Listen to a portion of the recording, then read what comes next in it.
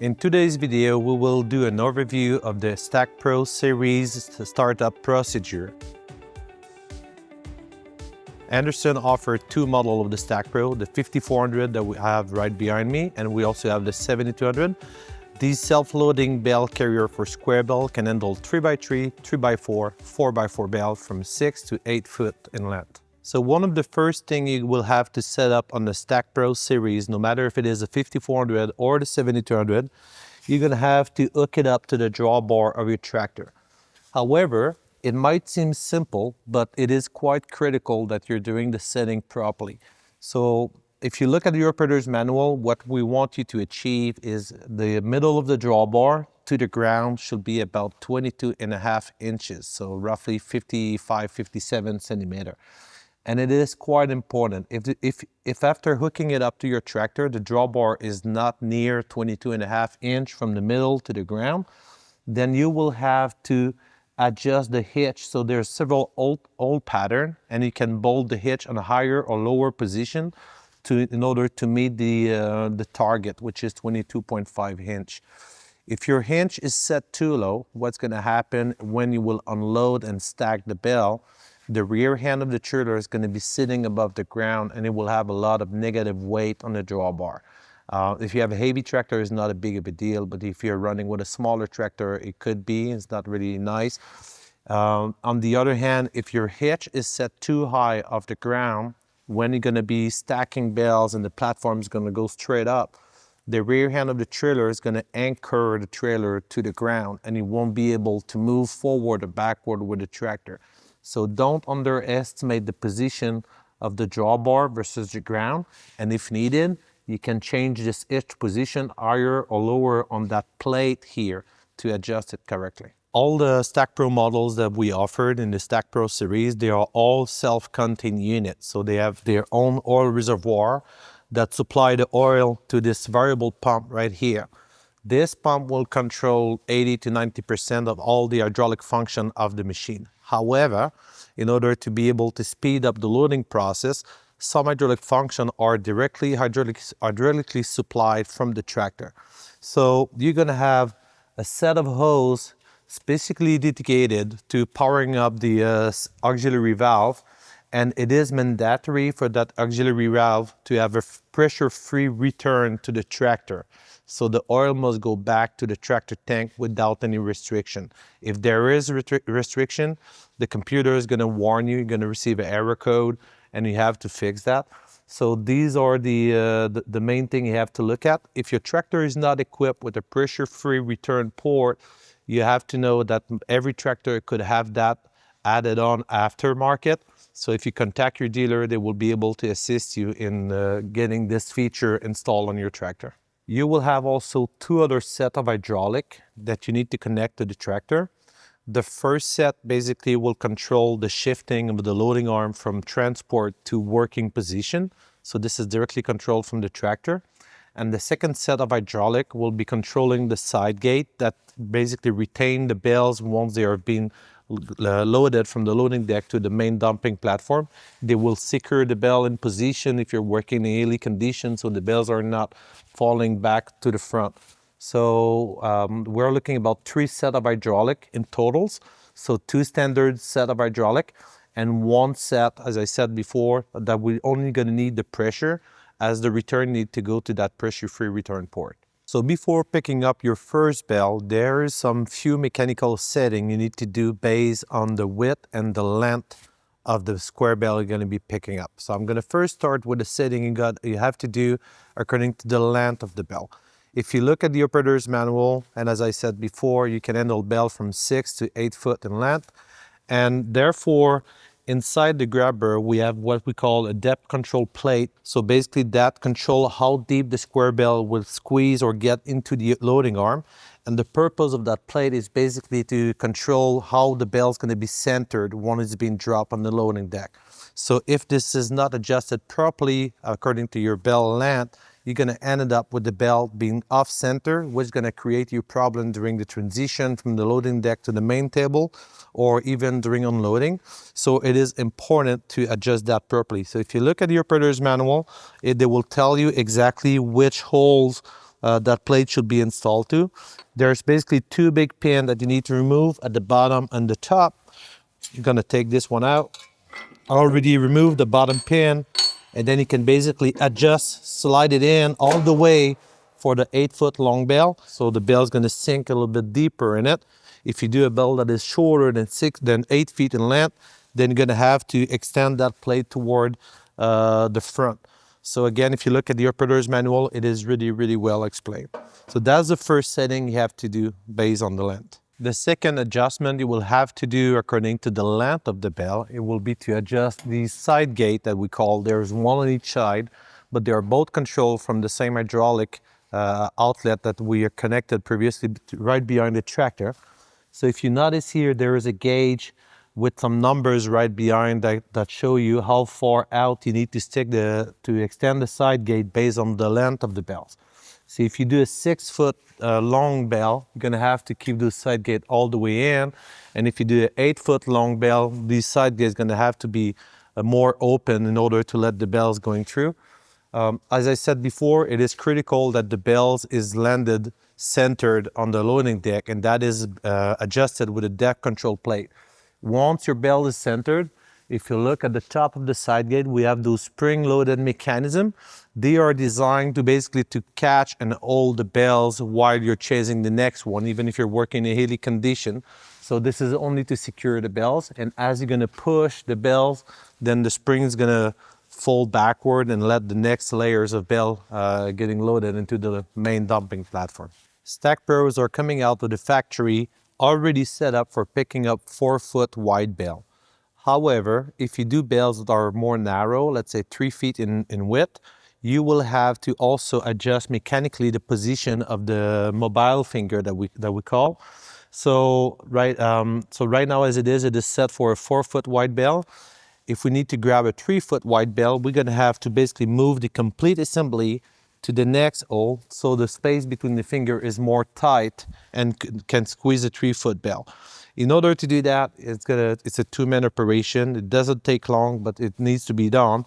You have to remove the pin here, and then you're going to be able to move that complete finger and slide it to the other hole position. And you will also have to reposition that cylinder to the other anchor point. If needed, as I said before, the machine, the StackPro, will be already set up for picking up 4-foot wide bell. However, if you have to pick up 3-foot wide bell, you have to move the mobile finger, as I just explained previously. You should not forget, however, to adjust the bell trigger on the loading deck. So the bell trigger, as you could see, it is a box with a spring-loaded trigger, and there's a sensor in it. And so if you do a 4-foot bell, this is exactly where it should be. That box should be at the forefront of the loading deck. So what's happening is if you pick a 4-foot wide bell, it will drop it there.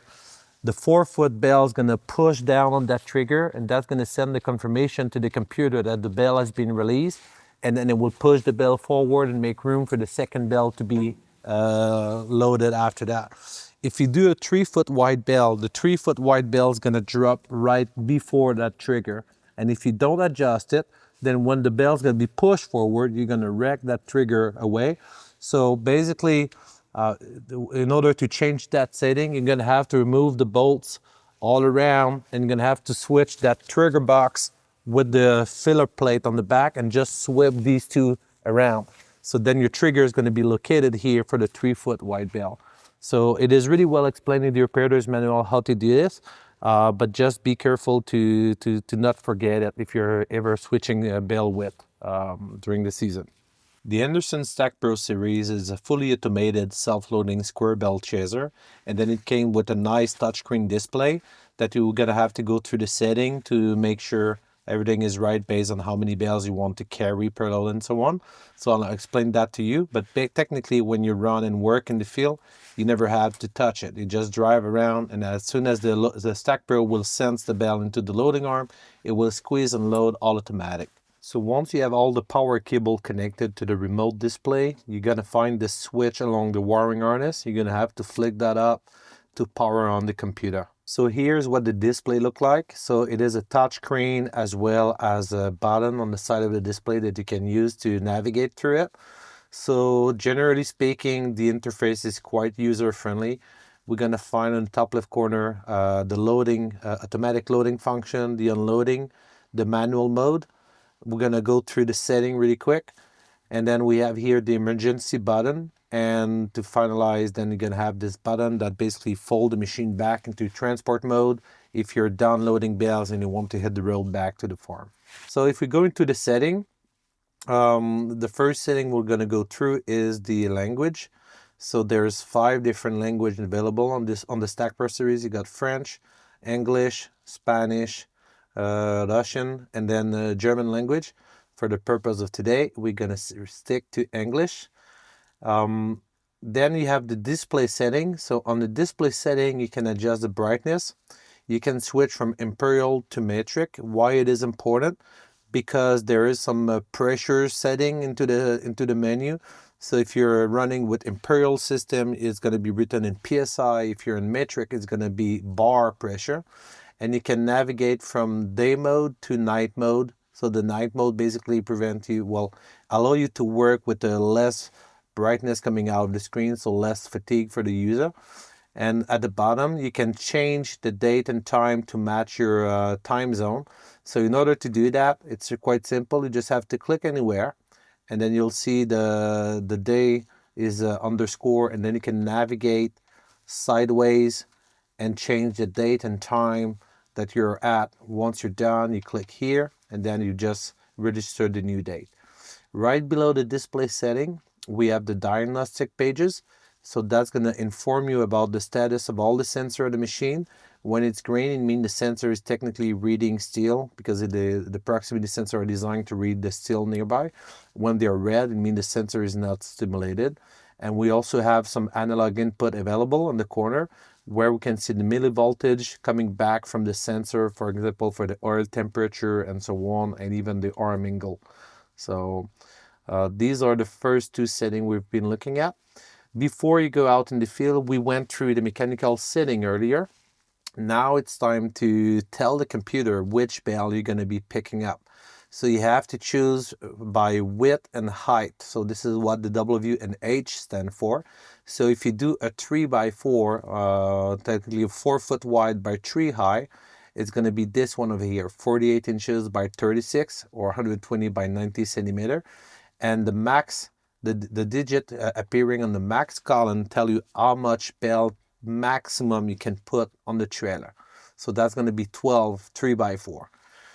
On the bottom right corner, we have the rows number. So the StackPro 5400 that we're explaining you today can load up to 6 bale 3 foot talls each. But as you're going to start building up your stack, you might want to start only with 2 rows or 3 rows and so on. So if I go back in the setting here, then now I can adjust, like I want to start my stack with 3 rows, so that will be 6 bales total for the first load. And every load, then you can increment and add up 1 more rows onto your stack until you get the full height. So this menu, it's basically, let's say if you try to pick up a bale and the bale is sliding out of the loading arm and never made its way up to the loading deck, the StackPro will consider that the bale is there, even if in reality the bales remain on the ground. So if that is the case, you will have to manually remove that, because what you want is you want the display to show the exact amount of bale you have in reality on the trailer. On the setting here, there's a 2 setting only. So setting number 1, it is the squeezing pressure that you will apply on the bale. So technically we start at around 2200 psi. If the bales are really heavy and really tight, you might have to increase it. You will feel it and see it. If the bales tend to slip out of the finger a little bit, you just increase the squeezing pressure and that is done. The second setting, so if you remember on the first pictogram there, you were able to select from 2x4 to 3x4 or 4x4, and based on the height of the bale, the arm will above the ground a different height requirement. However, if you're not happy with where the loading arm stands above the ground, if it is too high or too low versus the bale, you can add or remove degrees from the factory setting to make the arm standing higher or lower from the ground. But to start with, I recommend to start with 0 variation from the factory setting. So that's all you gotta do in the setting menu. We hooked up the StackPro. We did some mechanical setting based on the length and the width of the bell. And thirdly, what we've done, we went through the setting of the computer to tell him which size bell we're going to be picking. Now we're going to show you how to operate the machine once your setting is done. It's pretty simple. So I'll explain you how to operate the machine, and then you will see it's really easy. When you turn the screen on and you got the arm folded into transport position, as you could see here on the picture, no matter what I do, the loading and unloading, you would never be able to do anything. It is a safety feature because the arm, you cannot kick in the loading mode or the unloading mode as long as your loading arm has not been shifted out into working position. So as I'm moving the arm in the outer position, that will unlock the screen, and then it's going to tell me that I can select the mode. So what I will do, I'm going to click on that first top left corner button, which is the loading. As you can see, the bells are in there. The one below it is for unloading. So I want to load bells. Here, basically, this is just a reminder that, as I said before, you need to adjust the side gate based on the width of the bell. So we already done that. So I'm going to skip that step and go right here. And now the arm is moving. And I just have to wait for the arm to lay right above the ground.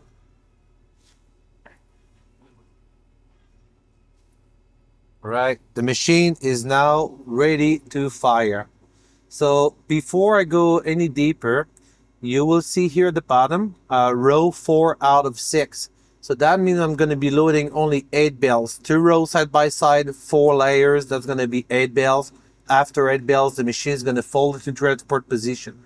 It is written 4 out of 6 because I did change that in the settings. So if I go here again, let's say I put 6 rows, go back in the automatic mode, it's written row 6 out of 6. So that's going to be a 12 bell maximum if I do 3x4 bell. And if I want, I can change right here and say for the first row, I only want to stack them 3 high so you can build up a nice and secure stack. Right above, we have a degree angle. So that is to change the angle of the loading arm versus the ground for specific bells. So for example, if the square bells you're trying to pick up is sitting in a low spot in the field, you might want to bring the arm a little bit lower, closer to the ground in order to pick the bell center. And that setting will count only for that bell. As soon as that bell is loaded, it will come back automatically to 0 degrees. We have on the top left corner, there's a chart menu. Here you can basically edit customer name. For example, today's customer is going to be Joe. And then I'm going to select it like that. And now it's going to start counting bell for Mr. Joe. So here, Joe number 000.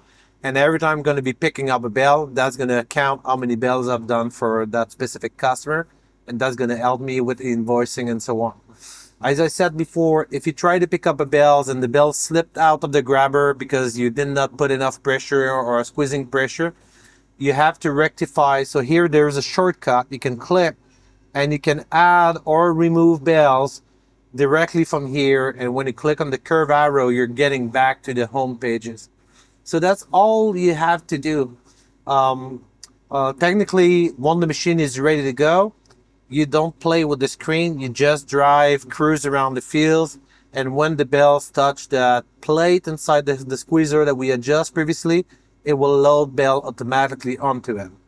So we're squeezing a bell, lifting it up over the loading deck. And so the bell is going to be pushed to the front of the StackPro and leaving me room right behind so I can store the second bell right behind it. So if I do that now, again, another simulation, we load bell number 2. It's going to drop it right behind. So as to know the bell is not there. And now as we speak, the bells are getting shoveled into the main platform and the loading deck will go back down empty, and then I can load 2 more bells and so on until the trailer is completely loaded. So in between the fields, let's say your trailer is not completely full, and you want to switch from field to another, and there's a tight fence area where you could cross, you can click on the transport mode. That's going to fold the arm above the loading deck and make the machine narrow, so you can cross, you can go back on the road to the next field or get through a fence line and so on. Once you're ready, you just go back to the automatic mode, and then it will keep in mind where you were at during the loading process. So it is as simple as that. When the machine is fully loaded, it will automatically fold into transport position, and then you can safely hit the road back to the storage site where you will unload everything. Just to remind you, emergency button is always nice to keep that in mind. Or you can also use the play pause button. If something happened, you can stop the motion there. If you have a rocky field and then the arm is sitting quite low from the ground, when the arm is not actually loading a bale, if we click on that, that's going to fold the arm at about 30 degrees angle from the ground and provide more clearance, so you can speed up between bales. And just before you reach the next one, you just click on play again and the arm will unfold to the ground. Now that you have load bales, if your trailer is fully loaded, this is what you're going to see. So at the end of the loading process, when there's no more room for more bales based on your setting, the arm will automatically go to transport position, and the screen will also go automatically to transport mode. During the transport mode, you'll see on the bottom right corner, this is a camera. So this camera is located on the rear bumper of the trailer, because of course, when there's bales on the trailer, you won't see what's going on behind. So especially when you drive on the road, if you click on that camera, you can expand that view to get an almost full screen of what's going on behind. So if you're driving on the road and you see there's a car coming and it's right behind you and it's trying to get over you, at least it bring you more awareness of your environment. So it's a nice feature to have. So you can safely drive back home or to the storage site. And I'm going to show you in a few seconds how we do the unloading process. It is really simple. We're just coming back from the field, so we're getting ready to unload our bales. So we're going to click on that unloading pictogram. While we do that, the arm will get away from the loading deck just in case, and then it is a 2 easy step for unloading. Step 1, we have to raise the platform to a 45 degrees angle. When I'm talking the platform, it is that one to be here on the picture. So when I'm going to reach 45 degrees, if we have a partial load, the fork will unlock and let the bales reaching the bottom of the dumper. So I'm going to use the upper arrow to lift the platform up like this. Just going to wait, and you have to hold it, and it will automatically stop when it reaches 45 degrees angle. You don't have to gauge it, you just have to go all the way up. Now we feel it, it stopped. So the forks has reached the bottom. So now we can click on this arrow. That will bring us to the step 2 of the unloading process. And then if we follow the instruction, raise the dumper up to 90 degrees. So you don't have to gauge where 90 degrees is. You just keep holding the upper arrow, and the dumper will stop itself at 90 degrees. So I'm just going to do it right now. Going up all the way. Then there's a sensor that's going to basically inform us. So now we reach the 90 degrees sensor. And we have 2 new arrows that just appear at the bottom. And then we have also this pictogram over here. This is a reminder that during the unloading process, we're going to be running a pusher that will go across the dumper. And basically, it's going to shovel the bales off the forks. While we do that, we want you to keep your tractor in neutral position, so we don't have to fight against it. So I can run the pusher right now. I'm going to push the bales off the forks as is, and now I'm at the end of it. So the bales are sitting right at the tips of my forks. Now I can start driving forward, and once I'm done, I can basically just click on complete. And when I'm going to click on that, the computer is going to ask me, are you sure your unloading is complete? Once I'm going to click on yes, the pusher is going to retract itself. The dumper is going to lay down on the chassis automatically. And you can already start driving backward to the field, or basically to the road, to get more bales off the field. So this is how the unloading process works. Really simple. It's a 2-step process, and it doesn't take long. The biggest challenge is just to get used to driving backward to get your bales nicely aligned with the previous bales stacked in the field that you've done. Once this is complete, that screen is going to disappear. Back to transport mode, because now we were at the storage site. We're going to hit the road, back to the field, and repeat that process over and over again.